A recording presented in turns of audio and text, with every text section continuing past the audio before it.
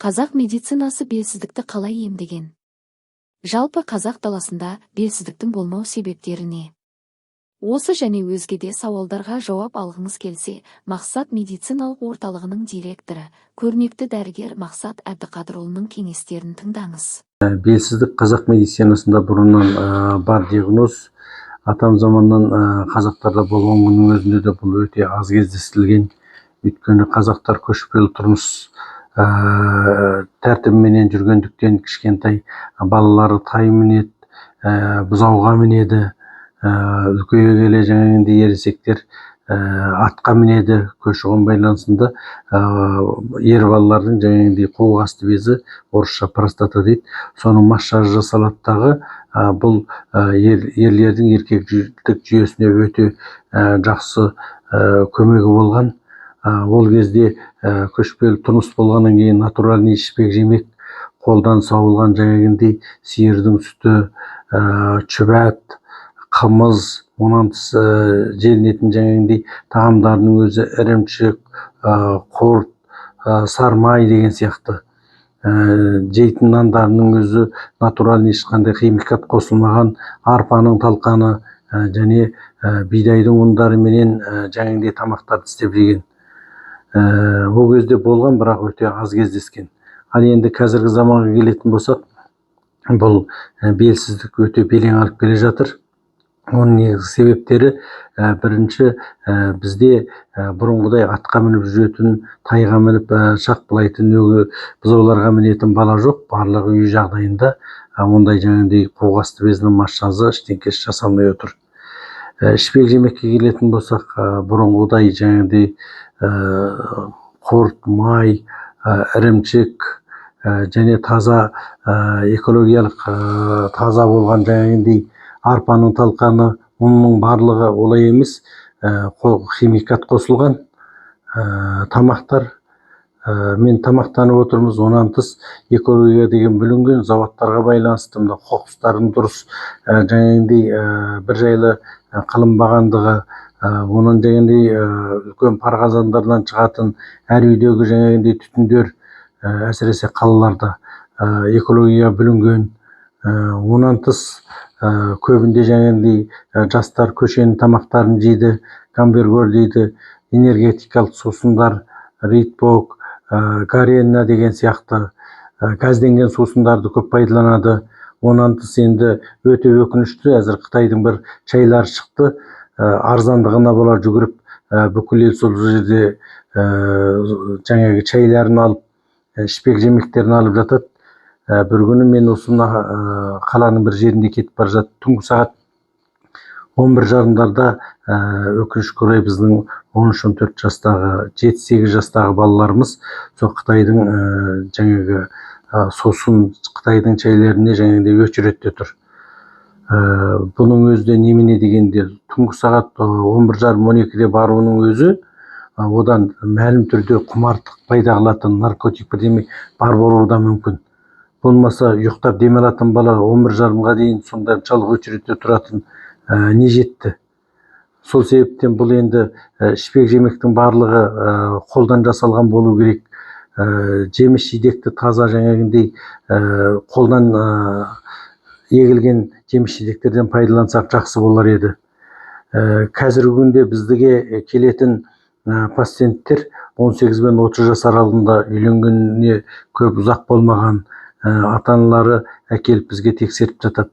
Ерлер әдетте жаңадан үйленген 18 бен 30 жас аралығында жыныстық тұрмыс бір күнде 2-3 рет, бір жолда жарты сағаттан жоғары болуға тиісті. Өкінішке орай мұндай жағдай жоқ. Жаңағы белсіз болған жігіт жыныстық тұрмысқа деген ешқандай қызығушылығы жоқ, желаниесі жоқ. Және аптесіне 1-2 рет қана қосылады, оның өзінде 5-10 минут деп кеп жатады. Аталық безге баратын әдетте вена қан тамыры болады, варикоз деп айтады. Сол варикоз бар ма жоқ па? Егер варикоз болды деген сөз, аталық безге қан бармай тұр деген сөз. Аталық безге қан бармады деген сөз, аталық без өзінің бөліп шығаратын гормондарын дұрыс бөліп шығарып отырған жоқ деген сөз. Онан ОЗИ-де көреміз, бүйректе қандай проблема бар. ОЗИ-дің нәтижесіне қарап, бұлынан кейін жаңағы биохимический анализ жасатамыз. Бүйректің жаңағындай бүйректегі мочевой креатин қандай екен деңгейі. Кіші дәретті тексереміз, инфекция бар ма жоқ па. Енді тіптен де тереңдетіп тексеру үшін аталық ұрықты тексереміз. Аталық ұрықты тексергенде инфекция бар ма жоқ па, лейкоцит бар ма жоқ па. Онан тыс аталық ұрықтың процентін тексереміз. Аталық ұрықтың проценті әдетте жаңағы 18 менен 30 жас аралығындағы балалардың негізі 80%-тен жоғары болу керек. Өкінішке орай осы балалар 20-30%-пен кеп жатады. Оларды емдеу арқылы жайлап көтеруге мүмкіншілік бар. Тіпті кейбір балалардың аталық ұрығында тек қана су, ешқандай актив болып тұрған аталық ұрығы жоқ, 0% көрсетіп жатады. Ол 0% деген сөз өмір бақи бала көтере алмайды. Процентті көргеннен кейін бүкіл анализдерді қорытындылап, ары қарай қазақ медицинасындағы емдеу тәсіліменен, шығыс медицинасындағы емдеу тәсілімен, егер инфекция болса, осы замандағы инфекцияға қарсы антибиотик, антивирусный дәрілермен емдеп, вирустарды, бактерияларды жойғаннан кейін ары қарай жаңағы ем шараларын қолданамыз. Қазақ халқы ежелден 4 түлік мал өнімдерін тиімді түрде пайдаланып келді. Айталық қарапайым қой еті, қой сорпасы, қой енінің өзі белсіздікке ем болады. Айталық қойдың енегі медицина тілімен қойдың ені деп атаймыз. Осы қой ені бүйрек қызметін бекемдеп, жыныстық шабытты күшейтіп, шауқатты молайтады, көзді нұрландырады. Белсіздікке, жыныстық шабыттың төмендеуіне жас қошқарлардың, тоқты қошқар болса тіпті жақсы, енін, шыбығын қосып алып, тазалап жуып, азырақ тұз салып бықтырып қайнатады. Әбден піскенде етін жеп сорпасын ішеді. Немесе қой енінен бірнешеуін алып, тазалап жуып, оған жер қызығынан 15 грамм қосып қайнатып, піскеннен кейін етін жеп сорпасын ішеді. Бір апта немесе 2 апта жалғастыру қажет. Өнімі жақсы болады. Қазақ халқы көшпелі өмірінде үнемі қымыз, саумал, шұбат тұтынады. Шын мәнінде жылқының қымызы адам денесін қуаттандырады, ас қорытуға көмектеседі, жүйке жүйесін қуаттандырады, ұйқыны түзейді, өкпе туберкулезіне шипа болады, көңілді көтеріп рухтандырады. Қымыздың құрамындағы дәрумені сиыр сүтімен салыстырғанда 10 есе көп. Қымыздың құрамында жыныс гормондарына жақсы әсер ететін ферменттер бар. Бұл әйелдерді бедеуліктен, ерлерді белсіздіктен қорғайды. Қуаттандырады. Қазақ халқында түйе түлігінің қызметі мен рөлі де ерекше. Түйенің еті, жілік майы, өркеш майы, сүті және жүні дәріге істетіледі. Айталық белсіздікке отықпаған жас ботаны сойып, майегіндегі уызды алып, лайықты мөлшерде күніне 1 рет жесе, белсіздік ауруына ем болады. Қазақ медицинасы бұғы өнімдерін және бұғы шыбығын да белсіздік үшін қолданып келген. Айталық, дене әлсізденіп бас айналғанда, көзі қарауытқанда, белсіздікке, жүйке әлсіздік және бел аяқтың қақсауына, бұғының жас мүйізін қайнатып, оған тауда өсетін бек өсімдігін аз мөлшерде қосып қайнатып, ас қасықпен күніне 2-3 рет ішсе емдік өнімі жақсы болады.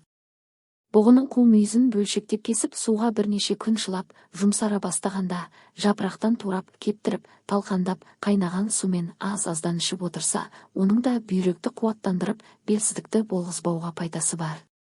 Қазақ медицинасы бұғы шыбығын да белсіздікке ем ретінде қолданады.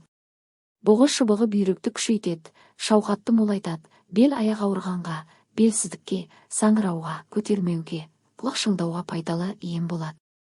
Айталық белсіздікке бұғы шыбығы, алақат, ашытқы шырмау, сүттіген, ит шыбығының әрбірінен аз мөлшерде алып талқандап, балға араластырып, оқ дәрі жасап жейді. Қазақ медицинасы ерлерде болатын белсіздік үшін қара шегірткені, қоянның жүнін, торғайдың етін және құрт шөп, сұңғыла, алақат, қожа шөп сынды дәрілік өсімдіктерді де қолдана білген. Айталық, белсіздікке кептірілген қара шегіртке, инелік, иттің шыбығын лайықты мөлшерде қосып талқандап, арақпен ішеді. Белсіздікке қоянның жүнін өртеп, күнінен 60-70 грамды арақпен ішсе, тез өнім береді.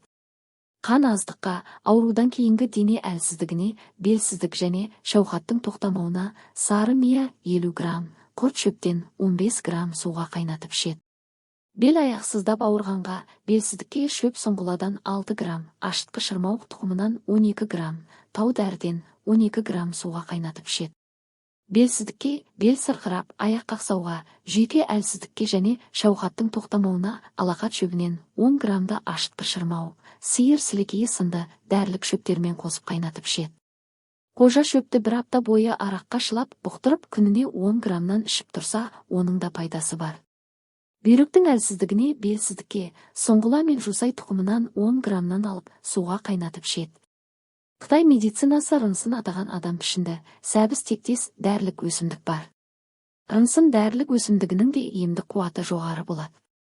Атап айтқанда, рынсын дене қуатын арттырады, жүйкені орнықтырады, демікпені басады, тамаққа тәбетті ашып, ескі ұстау қабілетін арттырады, жазады. Көбінесе суға қайнатып ішеді. Кейде араққа шылап та ішеді. Сіздердің тыңдап отырғандарыңыз қазақ медицинасындағы ерлердің белсіздік ауруына ем ретінде қолданатын дәрілік заттар және олардың қолдану әдіс тәсілдері.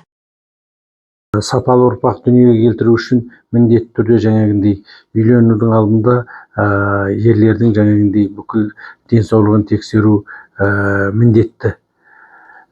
Көбінде жаңағындай үйленгеннен кейін 3-4 жыл болып бала көтермесе, өкінішке орай келіндерден жаңағындай қыздардан, әйелдерден көріп жатады. Қазір біздің клиникалық тәжірибе негізінде әйелдерге қарағанда Қазақстанда ерлердің белсіздігі белең алып келе жатыр. Сондықтан құрметті көрермендер, мен айтайын дегенім, ауырып еміздеген жауырмайтын жол ізде дейді. Ең жақсысы жаңағындай үйленудің алдында тексеріліп, бүкіл анализдерден өту керек. Егер проблема болса, ердікі болсын, әйелдікі болсын, міндетті түрде тексеріп емделу керек. Ерлі-зайып екі жағында бірдей тексеруге міндетті. Ал енді бұны қалай алдын алуға болады дегенде, салауатты өмір салтын ұстау керек, спортпен айналысу керек, жаяу көп жүру керек, қайнаған суды көп ішу керек, бассейнге қатынасу керек, спорт залдарға бару керек, тамақты көшедегі жаңағы химикат, газденген газдыруы суларды ішпеу керек, энергетикалық сусындарды, Қытайдың жаңағындай қазіргі таралып жатқан шайларын ішпеу керек. Керек болатын болса, қайнаған суды үйде өзіңіздің мен ішіп отырған сияқты осылай бір баклажкаларға құйып алып ішсеңіздер, тіптен пайдалы болар еді. Ал енді емделуге келетін болсақ, диагностика анықталғаннан кейін емдеуге әбден мүмкіншілік бар. Мүмкіндігінше үйде қолдан жасаған тамақтарды жеу керек. Натуральный жаңа ауылдағы жаңағы астықтан тартылған ұндарды пайдалану керек. Сондағы жаңа каша жасайтын арпаның, сұлының талқандарын, соны таңертеңгі тамақтарға пайдалану керек. Қазы қарта, жал жая, жаңағындай табиғи тауда жайылған малдардың соларды ішіп жеу керек. Ары қарай диагноз анықталса, дәрігерлерге барып қаралсаңыздар, болашақ ұрпақ үшін де, қазақтың санын көбейту үшін де көп көмегі болар еді. Аталған кеңестің Мақсат медициналық орталығының директоры, көрнекті дәрігер Мақсат Әбдіқадырұлының жеке мұрағат қорынан алынғанын естеріңізге саламыз. Бүгінгі қазақ жастары туралы айтқанда, арақ шарап, темекіге, газды сусындарға үйір болуда белсіздікке себеп болады. Сол үшін ата-бабаларымыз тұтынған қой еті, жылқы еті, саумал қымыз, бұғы өнімдер мен дәрілік өсімдіктерді дәрігер кеңесі арқылы лайықты мөлшерде тұтынсақ, мүмкіндік болса үнемі атқа мініп тұрсақ, онда белсіздік ауруына кіріптар болмаймыз. Қазақ халқының санын арттырамын десеңіз, белсіздіктен сақтанып көп балалы болыңыз.